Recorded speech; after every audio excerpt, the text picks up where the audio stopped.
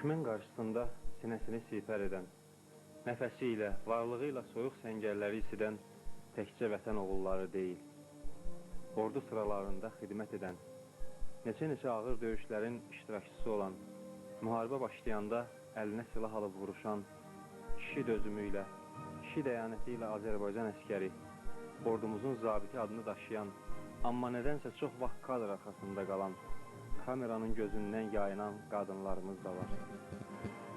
Zərif libasını əskər paltarına, zabit mundirinə dəyişən, az qala güzgülənməyi, bəzənib süslənməyi yadırğayan hərbiçi qadınlarımız.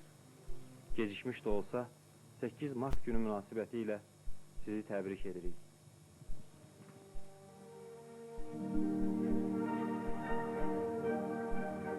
Çox sağ olun ki, bu günləri, bu bayramda siz bizi ürəkdən təbrik eləmişsiniz.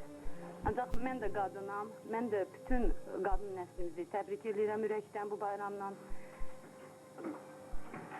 Və ayrıca olaraq bütün əskər anaları ürəkdən təbrik edirəm. Onlara can sağlığı, təmkinini arzulayıram. Mən bu günə fəxr edirəm ki, orduya gəlmişəm. Çünki mənim şəhid qardaşım idi, İlfət Kərimov. Bəlkə də bir növ mən onun qulluğunun davamı kimi bunu başa düşürəm. Biz bugünkü bayram günündə bəlkə də bir o qədər sevinmirik ki, bizim torpaqlarımız işğal altındadır. Bugün mənimlə bərabər, əgər mümkündürsə elə demək, döyüşdə xidmət edən o zabit qardaşlarıma, hərbiçi yolda, onları mən qardaş sayıram hamı özümə. Çünki mənim qəhrəman qardaşım həlak olub, İlfət Kərimov. Onun çiyin-çiyinə vaxtı ilə döyüşən zabitlərə bir arzum var ki, həmin torpaqları azad eləsinlər. Biz də bütün bayramları açıq ürəklə qeyd edirik.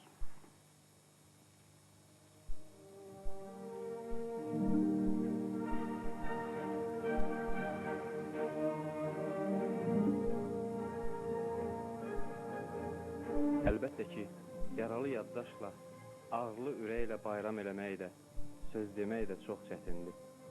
Amma yəqin ki, hər birimizin səksəkə, nigarançılıq və həsrətlə gözlədiyimiz gün gələcək. Və o gün dünyanın ən ilahi sevgiləri də, ən gözəl çiçəkləri, ən hərarətli və səmimi sözləri də ilk əvvəl sizə ünvanlanacaq.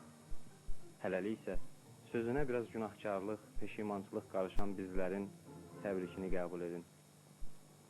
Bayramınız mübarək. Göz dolusu görüb, könül dolusu sevinəcəyiniz bayramlar arzulayırıq sizlərə. Azərbaycan ordusunun qələbə sorağı ilə dünyaya səs salacağı gün gələcək. Və indilər o günlə bizim aramızda olan zaman ayrılığının bəlkə də o qədər fərqi yoxdur.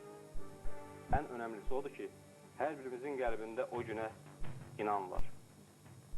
Və bizə vətən, torpaq itkisini qıyan talih, ən ağır günlərdə itirmədiyimiz o inamı qırmasın. Salamat qalın.